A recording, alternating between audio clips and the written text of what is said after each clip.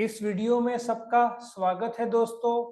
Organisation of commerce and management standard 11 commerce का syllabus क्या है, आपका चैप्टर बाय चैप्टर मार्क्स क्या है, क्वेश्चन पेपर पैटर्न जो कि यूनिट टेस्ट 1, उसके बाद आपका terminal, second unit test, ABT, final का क्वेश्चन पेपर पैटर्न क्या है, सब इस वीडियो में मैं आपको बताऊंगा।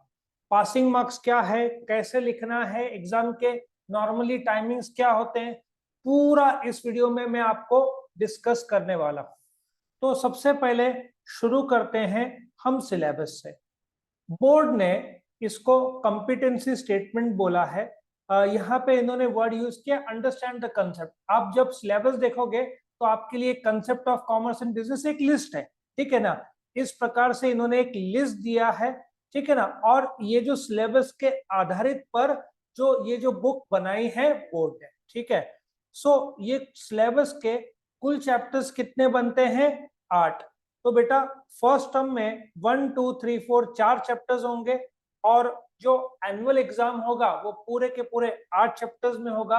अभी एक इंपॉर्टेंट चीज जो मैं आपको बताना चाहता हूं कि आपके जो 8 चैप्टर्स है, पर चैप्टर मार्क्स कितना है, क्योंकि आप जब भी स्टडी शुरू करना चाहते हो तो आपको पता होना चाहिए चैप्टर का रेलेवेंस कितना है। आप यहाँ पे देखोगे फोर्थ और फिफ्थ कितना हुआ, 33 मार्क्स। मतलब यदि मैं 80 मार्क्स का पेपर पकड़ू एनुअल्स का तो 40% फोर्थ और फिफ्थ चैप्टर ही कवर अप करके लेता है।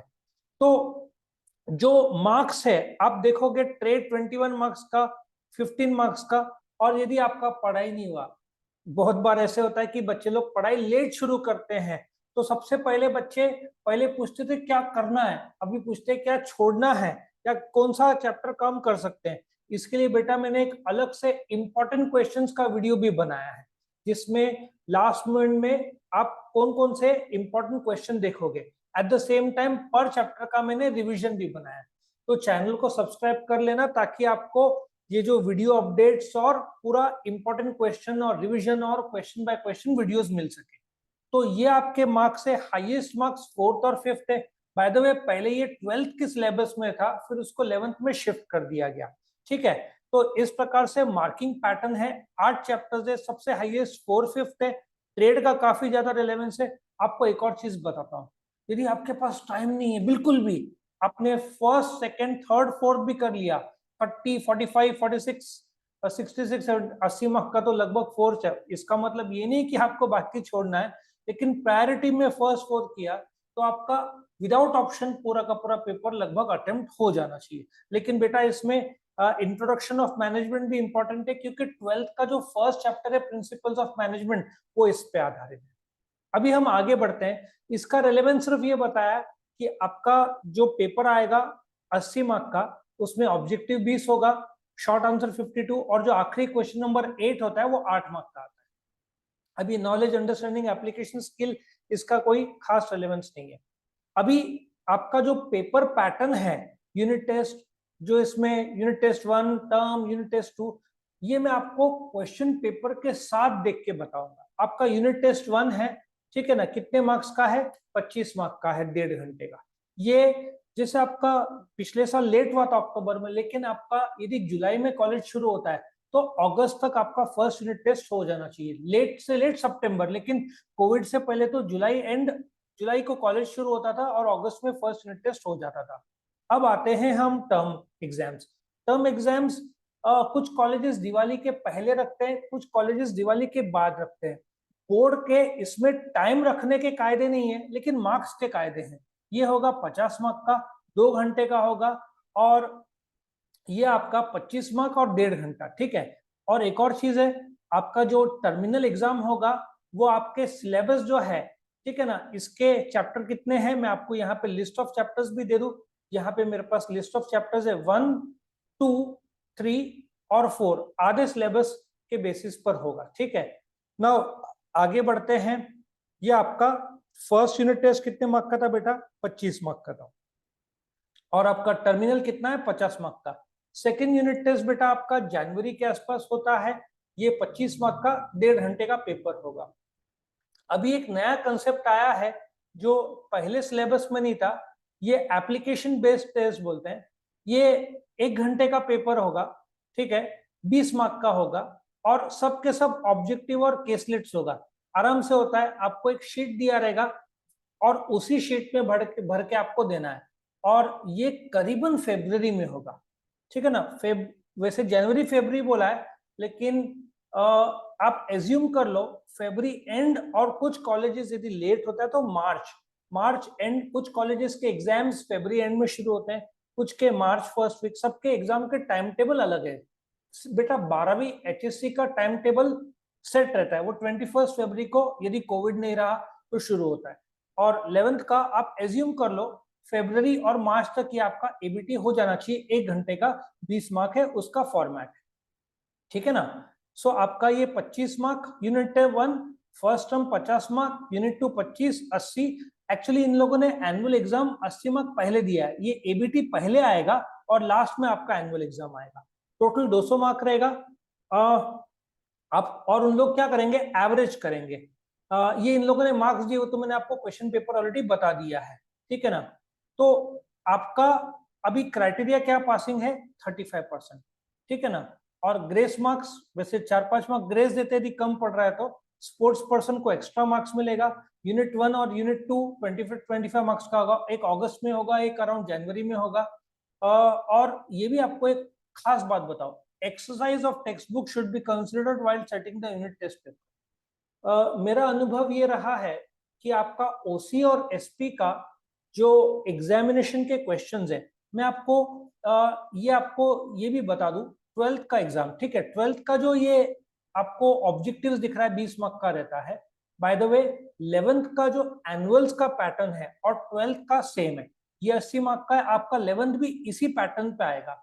और एक खास बात है, जो आपकी बाल भारती बुक है, जो मैं आपको ये स्टार्टिंग में फोटो दिखाया था, ये जो बुक है आपकी, ये बुक के एंड के जो एक्सरसाइज है बेटा, उसमें से ही क्वेश्चन आते हैं। ये आउट ऑफ सिलेबस या सरप्राइज एलिमेंट आपको लगभग नहीं रहेगा, ठीक है ना। सो यहाँ पे क्लियरली बोला है इन लोगों ने कि एंटायर सिलेबस पे रहेगा, 80 मार्क का रहेगा। अभी सबसे इंपॉर्टेंट जो क्वेश्चंस बच्चे लोग मेरे से पूछते हैं कि एनुअल एग्जाम का पैटर्न क्या रहेगा, अभी ध्यान से सुनना। ये जो पैटर्न है 11th का एनुअल का, वो 12th का HSC OCM organisation of commerce and management के पैटर्न के साथ पूरे तरीके से मेल खाता है। अभी आप ध्यान से देखना, मैं आपको जो बताऊंगा। तो ये जो एग्जाम का क्वेश्चन है, मैंने आपको स्ट्रेट अवे HSC का अभी जो फरवरी 2023 का एग्जाम हुआ उसका पैटर्न बता रहा हूं। अभी ये पहला क्वेश्चन 20 मार्क का है, 5-5 मार्क के 4 ऑब्जेक्टिव्स। अभी इसमें एक इंपॉर्टेंट बात आपको मैं बताऊंगा। अभी आप अपने बाल भारती के बुक के एंड में देखेंगे तो आपको देखो ABCDEFGHIJ, आपको 10 प्रकार के ऑब्जेक्टिव्स होंगे। Fill in the blanks, match the pairs, true और false, one word, odd one, complete the sentence. ये जो 10 है, 1 2 3 4 5 6 7 8 9 10। अभी बोर्ड वाले क्या करते हैं, ये 10 में कोई भी 4, जैसे क्वेश्चन 1 A B C और D, अपने मर्जी के हिसाब से वो लोग डालते हैं, ठीक है ना। तो सेम 11th में होगा, कॉलेज वाले ये 10 में से अपने चॉइस का कोई भी 4 डालेंगे। हालांकि मेरा अनुभव ये बोलता है A C और D में से 2 तो आना ही चाहिए, फिर उन लोग के चॉइस के हिसाब से वो लोग डालते हैं। सो पिछले जो एग्जाम्स होते थे HSC और 11th में, उसमें जो पहला 4 क्वेश्चन है वो तय होता था कि MCQ, मैच द पेयर, ठीक है ना, वन वर्ड। देखो इसमें वन वर्ड नहीं है, ट्रू और फॉल्स जाती है। और इफ यू चेक आउट पिछले HSC के पेपर्स, उसमें वन वर्ड आया। तो आपको समझना होगा कि ये A to J। अभी आपके मन में एक सवाल आ रहा होगा, ये करना कहां से। हर चैप्टर के एंड में OCM की बुक में ऑब्जेक्टिव्स, जो कि एक्सरसाइज के नाम पर दी है, मैंने हर एक चैप्टर का एक्सरसाइज आंसर्स दिया है। आप फर्स्ट चैप्टर जो है introduction to commerce and management, उसके 7000 के ऊपर तो व्यूज है, इतना लोगों को पसंद आया, ठीक है।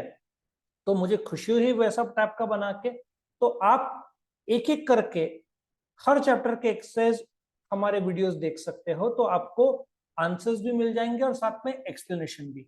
इसको छोड़ना नहीं बेटा, क्यों? क्योंकि ये 20 मार्क का आता है, और इफ यू सी परसेंटेज, 80 में से 20 मार्क मतलब 1/4 पेपर तो आपका ऑब्जेक्टिव्स हो गया। एक्चुअली 1/4 से ज्यादा हुआ कैसे, मैं आपको बताऊं। जो इसका क्वेश्चन नंबर 2 है, बेसिक कंसेप्ट 8 मार्क का और केस 6 मार्क का, 28 और 6 34। बाय द वे, मैंने जो फुल चैप्टर एक्सरसाइज बनाया है उसके एंड में मैंने केस भी दिए हुए हैं। सो मेरा हर एक फुल चैप्टर एक्सरसाइज 26 मार्क का है, ठीक है ना। सो आपको एग्जाम के एक दिन पहले क्या करना है, मैंने 3 वीडियोस बनाए खास करके एग्जाम के एक दिन पहले। Full chapter revision, full chapter exercise और इंपॉर्टेंट क्वेश्चन, ये 3 वीडियोस। और फिर जब टाइम है स्टार्टिंग में, तो हर एक चैप्टर के अंदर के क्वेश्चन के डिटेल मैंने वीडियोस बनाए हैं, ठीक है ना। रेगुलर स्टडी के लिए question by question videos, exam के एक दिन पहले फुल चैप्टर रिवीजन, उसके बाद फुल चैप्टर एक्सरसाइज और इंपॉर्टेंट क्वेश्चन। अभी हम आगे बढ़ते हैं। अब क्वेश्चन नंबर 2 और 3 किस पे आधारित है? एक तो बेसिक टर्म और कंसेप्ट और एक केसलेट्स, ठीक है ना। अभी यहाँ पे ऑप्शन है 6 में से 4, यहाँ पे 3 में से 2 केसेस। मार्क्स देखो, ये 2 मार्क का एक है, और बेटा आप जब लिखोगे एग्जाम्पल के साथ लिखना, एग्जाम्पल भी बता देना, ठीक है। फिर केसलेट्स 3 में से 2। अभी आपके मन में एक सवाल आ रहा होगा, 6 के 6 लिखा तो द आंसर इज नो बेटा, आपका पेपर इनकम्प्लीट रह सकता है, क्योंकि 8 क्वेश्चन आपको लिखना है। जितना पूछा है उतना ही, 6 में से 4 बोला है तो 4 ही, और 3 में से 2 बोला है तो 2 ही। आपको एक्स्ट्रा लिखने की इच्छा है तो कंटेंट में एक्स्ट्रा लिखो। Distinguish between the following any 3। इन लोगों ने 4 दिया है, कोई भी आपको 3 अटेम्प्ट करना है, ठीक है ना। और आंसर इन ब्रीफ, ये देखो यहाँ पे आपको दिख रहा है 4 मार्क का पर क्वेश्चन है, इधर 4 मार्क का पर क्वेश्चन है, इधर 4 मार्क का है। क्वेश्चन नंबर 7 5 मार्क का है, और क्वेश्चन नंबर 8 ये 8 मार्क का है।